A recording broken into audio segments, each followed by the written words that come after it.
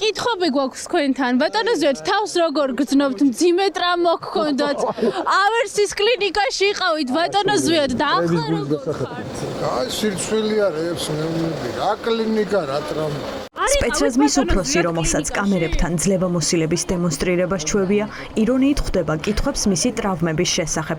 ხარებას სისუსტის ჩვენებას არ კადრულობს. ბატონო ზვიად, თავს როგორ გრძნობთ? კლინიკაში იყავით ბოლოს და მძიმე ტრამვა გქონდათ? ზვიად ხარაზიშვილი რესტორან ბაბილოსთან პირველებმა გუშინ გვიან ღამით შენიშნა. სპეცრაზმის ხელმძღვანელი იქ სავარაუდოდ იმ დროს მივიდა, როცა რესტორანში მყოფ ლევან მურუსიძეს სახლში წასასვლელად ხალხისგან დაცვა დასჭირდა. სასამართლო კლანის სხვა წევრებს სპეცრაზმელები იცავდნენ, თუმცა ისინი კვერცხებისგან ნიღბიანებმა მაინც ვერ გადაარჩინეს. ამიტომ სანქცირებული მურუსიძის დასაცავად რესტორანთან სანქცირებული ხარება გამოჩნდა. ერთ ბედქვეშ მყოფებს ერთმანეთის იმედი აქვთ. გითხარით როგორია თქვენი ჯანმრთელობის მდგომარეობა? მაგრად ვარ. კარგად ხართ? როგორ მიიღეთ ეს ტრამვა, ბატონო ზვიად? რა ტრამვა, რა? შემაშფოთებელი ტრამვა. უილია გოგორებს მეუბნები. ხარაზიშვილი კამერებს ავტომობილში ემალება. ის ადამიანის უფლებების დარღვევისთვის პარტნიორებმა დასაჯეს და დაასანქცირეს, თუმცა საქართველოში ჯერ ხელშეუხებელია. ვის შეუძლია გაასამართლოს სანქცირებული სპეცრაზმის პირველი პირი, როცა სასამართლოს პირველი პირით სანქცირებულია. არადა მძიმე დანაშაულებების შესახებ ხარებას მისივე ყოფილი თანამშრომლები ამხელენ. ბატონო ზვიად, გესმით ჩემი ხმა? ქვეყანა რატომ დატოვა თქვენმა თანამშრომელმა? შვილების სიცოცხლის მოსპობით რატომ ემუქრებოდით? ვიდრე სასამართლოს პირველ პირს სპეცრაზმის პირველი პირის დაცვა სჭირდება, პროტესტი არსებობს. მომიტინგეების პატიმრობაში დატოვების შემდეგ კი KP მოქალაქეებისთვის ცეცხლზე ნავთის დასხმას გავდა. ამიტომ აქციის მონაწილეები რესტორანთან დღისითვე შეიკრიბნენ. მოსამართლეებს წვეულება არ გამოუვიდათ. ფაქტია, ეს არ იყო ის, რაც დაგეგმეს. შენობაშიც დერეფნით შევიდნენ და სახლშიც დერეფნის გავლითვე დაბრუნდნენ. პირველი სირცხვილის იყო, მეორე პოლიციის, მაგრამ ხალხის ხმას მობილიზებულმა ნიღბიანებმა ვერაფერი მოუხერხეს.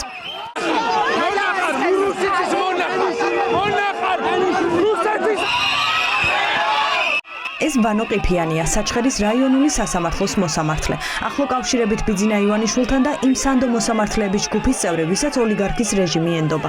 წვეულებაზე მისულმა მოსამართლე ყიფიანმა მანქანამდე შორი გზა სირცხვილის დერეფნით გაიარა. ამიტომ თავის დასაღწევად ავტობუსით წასვლა სცადა, თუმცა კარი მძღოლმა არ გაუღო.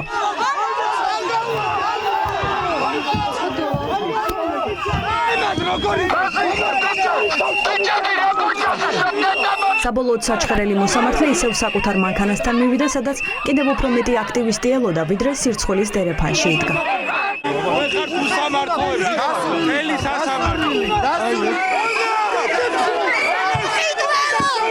პოლიცია ძალადობას პროვოცირებდა. ასეთი აღქმად არჩათ მოქალაქეებს, რომელთა რაოდენობა სპეცრაზმის რაოდენობა ჭარბობდა.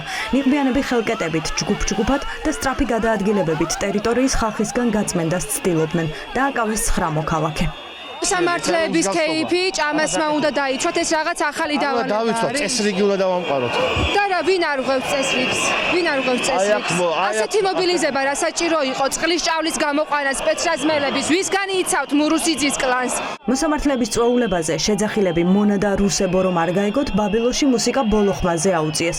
ფანჯრებზე ფარდები ჩამოაფარეს, რომ კამერებს არ გადაიღოთ რა ხდებოდა დარბაზში. თუმცა მაინც გამოჩნდა, რომ ფოიეში მყოფი მოსამართლეები სავარაუდოდ ტელეფონში უყურებდნენ პირდაპირ ეთერს, რომ გაიგოთ რა ხდებოდა მათი KP-ის პარალელურად რესტორანს მიღმა. თქვენ თუ წარმოიდგენდით, რომ მსგავსი დავალების დაცვამ მსგავსი დავალების შესრულება მოგიწევდათ, რომ მოსამართლეების მაჭამა დაიცვათ. პოლიცია ამბობს, რომ წესრიგს იცავს, თუმცა ვერ ამბობს ის, ვინ დაარღვია. აქციის მონაწილეები კი კარგად ხვდებოდნენ, რომ სისტემამ ამ შეკრებით პროტესტს დასცინა და ძალა აჩვენა. ახალგაზრდები კი მათ თავად დასცინიან, რომ ბიოგრაფიაში ჩაიწერეს KP სპეცრაზმის დახმარებით. ძალიან დამცინავი და ძალიან არასწორია ის, რომ მაინც და მაინც დღეს მოუნდათ ზეიმი და ბანკეტი, როცა წინაორ დღეში ხალხი უდანაშაულო საოცარი ხალხი გაუშვეს ციხეში.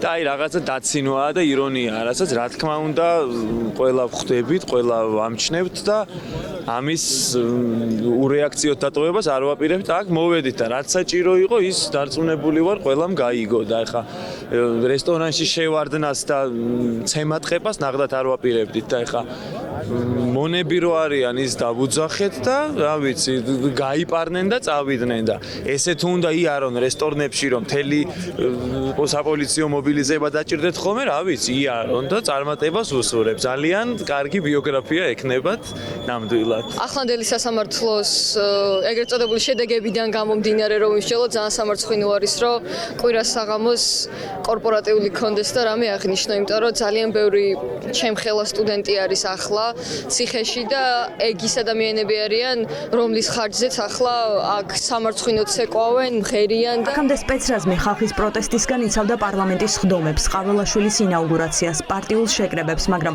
ეს იყო პირველი შემთხვევა, როცა პოლიციას და ნიღბიანთა რაზმებს სუფრის დაცვა დაავალეს. ათასობით პოლიციელი რამდენიმე საათის განმავლობაში ქუჩაში მხოლოდ იმიტომ იდგა, რომ KP სანქცირებული კლანის მოსამართლეებს მშვიდად დაესრულებინათ. სახლშია ბატონო ლევანი უკვე იზრუნეთ მის უსაფრთხოებაზე. არა ვარ ვალდებული შენ გითხრებს უპასუხო. საბოლოოდ კლანის წევრები პოლიციამ გაიყვანა.